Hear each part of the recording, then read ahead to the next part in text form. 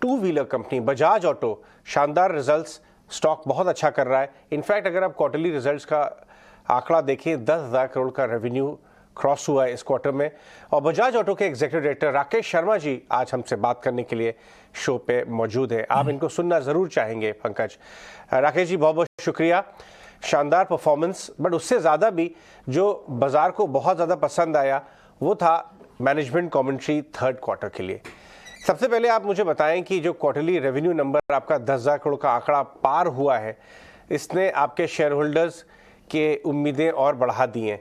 यहाँ से किस तरह से सस्टेन होता हुआ नजर आता है कारोबार? आपको लगता है ये मोमेंटम मजबूत है अभी? देखिए, पहले तो बहुत बहुत धन्यवाद आपका। जो पिछला क्वार्टर था उसमें टॉप लाइन और बॉटम लाइन दोनों में रिकॉर्ड बनाया। और वो क्वार्टर बड़ा मुश्किल क्वार्टर था, क्योंकि एक तरफ एक्सपोर्ट का जो डिमांड एनवायरनमेंट था, ट्रेडिंग एनवायरनमेंट था, बल्कि वो उसमें डॉलर के सडन एप्रिसिएशन की वजह से काफी क्षति हुई डिमांड को, और स्टॉक्स बढ़ जाते हैं ग्राउंड पे तो हम लोगों को कट करने पड़े अपने शिपमेंट्स, ताकि जो डीलर का एक्सपोजर है, डिस्ट्रीब्यूटर का एक्सपोजर है, वो थोड़ा सा लाइन पे आए। तो ऐसे क्वार्टर में हाईएस्ट टर्नओवर और हाईएस्ट प्रॉफिट ये दर्शाता है कि कंपनी का जिस तरह से पोर्टफोलियो है वो बहुत रेजिलिएंट है। मतलब जो आजकल वोलेटिलिटी चल रही है उसको फेस करने की क्षमता है। नो, आगे जब हम बढ़ते हैं क्वार्टर 3 और क्वार्टर 4 में, हम लोगों का ये अनुमान है कि जो इन्वायरमेंट है, economic environment, demand environment, international environment trading के लिए वो इसी तरह से चलेगा, अप एंड डाउन रहेगा। ऐसा कुछ नहीं दिख रहा है कि सब कुछ शांत हो जाएगा।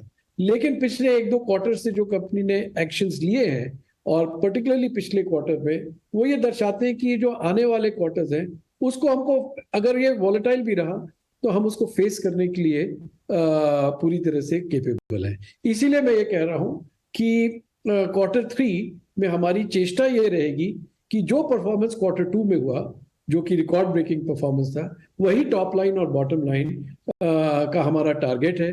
उसी को मेंटेन करना है हमको क्वार्टर 3 में। बिल्कुल। एक और चीज़ पूछना चाहेंगे मिस्टर शर्मा, हालांकि आपने वो नंबर्स, मैं आपसे नंबर्स ही पूछना चाह रही थी कि आप क्या एक्सपेक्ट करते हैं, क्योंकि जिस तरह से डोमेस्टिक ट्रिगर्स हैं, डोमेस्टिक सिचुएशन है, वो ईज आउट हो जाएगी। बात ऐसी भी हो रही है कि Q3 में एक्सपोर्ट्स बेटर हो जाएंगे, जहां से बड़े कंसर्न आ रहे हैं। लेकिन फिर भी अगर एक figure we had to put up, जो आपने पहले भी डिस्कस की है, वो फिगर क्या हो सकती है Q3 में? देखिए, ये फिगर्स देने का कोई माने नहीं रखता है, क्योंकि इस तरह के एनवायरनमेंट में जहां फॉरेन एक्सचेंज चेंज कर रहा है, जहां डिमांड अप एंड डाउन हो रही है, एक प्रिसाइज नंबर देने का कुछ मतलब नहीं होता है। कि मैं कोई भी किसी भी कन्विक्शन के साथ आपको एक प्रिसाइज नंबर नहीं दे सकता। हम लोग अपनी कंपनी में भी इस तरह से नहीं कर रहे हैं कि एक प्रिसाइज नंबर लेके चले, ये किसी के कंट्रोल में नहीं है। अभी कोई जो इकोनॉमीज हैं वो इक्विलिब्रियम में नहीं आई है, संतुलन नहीं आया है। और जो डोमेस्टिक मार्केट डिमांड है, ऐसा नहीं है कि बहुत जबरदस्त ग्रोथ हो रही है, वो भी -3 +5 के जोन में ऊपर नीचे हो रही है। बट डायरेक्शनली हम बात कर सकते हैं, और वो मेरे ख्याल से श्रोता लोगों के लिए, इन्वेस्टर्स के लिए, शेयर होल्डर्स के लिए ज्यादा मीनिंगफुल है कि डायरेक्शनली हम किस तरफ देख रहे हैं। डायरेक्शनली हम क्वार्टर 2 परफॉर्मेंस को मेंटेन करने की तरफ देख रहे हैं।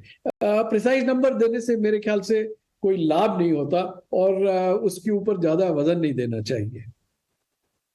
के शर्मा जी, और मैं बिल्कुल एंडोर्स भी करूंगा इस बात को लेकर कि हाँ, प्रिसाइज नंबर कैसे दिए जा सकते हैं, लेकिन हाँ, डायरेक्शन आप कह रहे हैं कि वो तो ज़्यादा बेहतर है, वो नंबर्स में भी दिख रही है एक्चुअली हमको। सर, इसी डायरेक्शन की मैं बात पे थोड़ा और आगे कंटिन्यू करता हूँ, क्योंकि एक्चुअली जब बजाज ऑटो के सेल्स के नंबर आते हैं या फिर क्वार्टरली नंबर्स आते हैं, तो टिपिकली हम एक्सपोर्ट्स के नंबर को बहुत अच्छे से चेक करते हैं, क्योंकि आपकी कंपनी एक्सपोर्ट्स का आउटलुक अच्छा देती है। तो मैं ज़रा इसकी डायरेक्शन आपसे पता करना चाहता हूँ कि यहाँ पर आप कितनी स्पीड से और कितने पॉजिटिव हैं आप?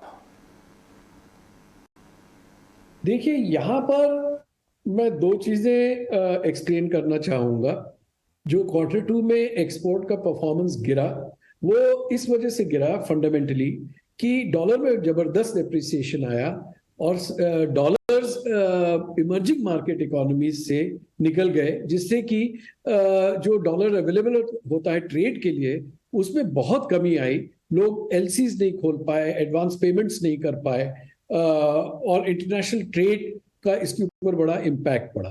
दूसरी चीज इन मार्केट्स में पर्टिकुलरली अफ्रीका, साउथ एशिया में जबरदस्त डिवैल्यूएशन देखा गया, 20 से 25% डिवैल्यूएशन देखा गया, जिसकी वजह से इन्फ्लेशन हुआ और रिटेल प्राइसेस को बढ़ाना पड़ा। उसकी वजह से डिमांड में कमी महसूस हुई। जब डिमांड गिरी, मतलब रिटेल्स गिरे, तो जो स्टॉक होता है इंटरनेशनल बिजनेस में, वो 3-4 महीने का स्टॉक तो सी पे ही होता है, तो उसको हमको कट करना था। तो ताकि हमारे जो पार्टनर्स हैं उनका एक्सपोजर मैनेजेबल लेवल्स पे आए। तो हमारा जो Q2 का एक्सपोर्ट था, वो जो ग्राउंड पे रिटेल्स हो रहे थे उससे कम था, रिटेल्स ज्यादा थे। जुलाई में लो पॉइंट था, अगस्त में रिटेल्स जुलाई से बेहतर थे, और सितंबर में अगस्त से बेहतर थे। तो अब हमको स्टॉक कम करने की जरूरत नहीं है Q3 में, और जिस तरह से रिटेल धीरे धीरे बढ़ेंगे, हमारे एक्सपोर्ट्स भी उसी तरीके से बढ़ेंगे। लेकिन एनवायरनमेंट में अभी ट्रेडिंग के लिए जो डॉलर अवेलेबिलिटी है, इसमें बहुत मैनेजमेंट टाइम और एफर्ट जा रहा है, वो अभी तक ईज नहीं हुई है। इसीलिए हमने एक कॉशियस आउटलुक दिया है। हमने बोला कि demand is going to improve, हमारे को अभी और कोई इशू नहीं है कि स्टॉक कम करना है, तो उसके पेस में हमारे एक्सपोर्ट्स भी इम्प्रूव करेंगे। लेकिन we have to watch out for the availability of dollars for international trade. मैंने एक बात डेटा ये में देखी कि लास्ट 6-8 महीने का अगर आप फाड़ा का नंबर देखें तो आप देखेंगे कि टू व्हीलर जो है नंबर थोड़ा लैग कर रहे थे, 4 व्हीलर सीवी ग्रोथ ज़्यादा हो रही थी, और ये उम्मीद ये थी कि या ऐसा लग रहा था कि शायद जो टू व्हीलर टारगेट ऑडियंस है वो थोड़ा झिझक के परचेजेस कर रहा है। अब हमारे देश में आ गया है फेस्टिव सीजन, यूजुअली आप कह लीजिए गणेश चतुर्थी वाला टाइम महाराष्ट्र में लेके ऑल द वे लोहरी होते हुए होली तक, मार्च तक, ये सीजन आपको तो अर्ली इंक्वायरीज अपने डीलर्स से कितना स्टॉक को खड़ा करना चाहते हैं ये सब आना शुरू हो गई होंगी। तो क्या आइडिया लग रहा है आपको नेक्स्ट 6 महीने का डोमेस्टिक डिमांड का, प्योरली ऑन ग्राउंड? आपका ऑब्जर्वेशन बिल्कुल सही है। बिल्कुल दो विपरीत ट्रेंड्स नजर आ रहे हैं। काफी लोग पूछते हैं कि भाई ऑटो सेक्टर में तो अच्छी ग्रोथ है क्योंकि एसयूवीज वगैरह में काफी महीनों की वेट लिस्ट है, लेकिन जो टू व्हीलर कस्टमर है वो 40 से 50 हजार रुपए पर मंथ का सेगमेंट है। ये सेगमेंट और लोअर में, इस सेगमेंट में अभी भी कमजोरी है। कोविड के बाद इस सेगमेंट की सेविंग्स में क्षति हुई है, कॉन्फिडेंस धीरे धीरे वापस आ रहा है, और अभी भी उनका जो परचेसिंग पावर है वो पूरी तरह से रिस्टोर नहीं हुआ।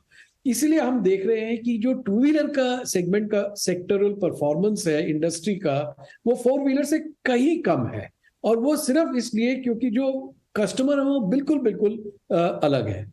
अब अगर हम टू व्हीलर सेगमेंट को भी देखें तो उसमें जो एंट्री लेवल है, जो सबसे चीप बाइक्स हैं 60 से 70 हजार रुपए के बीच में, ये इनमें जबरदस्त नेगेटिव डिक्लाइन है इंडस्ट्री में। जो 125 सीसी, 150 सीसी की जो परफॉर्मेंस बाइक्स हैं, जो महंगी बाइक्स हैं, 1 लाख रुपए तक की बाइक्स हैं, इसमें हम ग्रोथ देख रहे हैं। तो टू व्हीलर इंडस्ट्री में भी हम ये दो बिल्कुल विपरीत टाइप के ट्रेंड्स देख रहे हैं। और Q1 में -5, -6% रिटेल डेटा, बिलिंग डेटा आप छोड़ दीजिए कि जो कंपनीज डीलर्स को देती है, लेकिन जो रजिस्ट्रेशन हो रहे हैं उसमें -5, -6% था। Q2 भी -6% था मेरे ख्याल से। ये जो नवरात्रि, दशहरा और अभी का जो पीरियड है, इसमें हमने इंडस्ट्री लेवल पे थोड़ा सा पॉजिटिव ग्रोथ देखा है। बजाज ऑटो का फोकस 125 सीसी, 150 सीसी के ऊपर के जोन में ज्यादा रहा है इस वक्त, क्योंकि हमने नए नए प्रोडक्ट्स वहां पे पेश किए हैं, तो उसमें हमारा ग्रोथ मेरे ख्याल से इंडस्ट्री से ज्यादा है।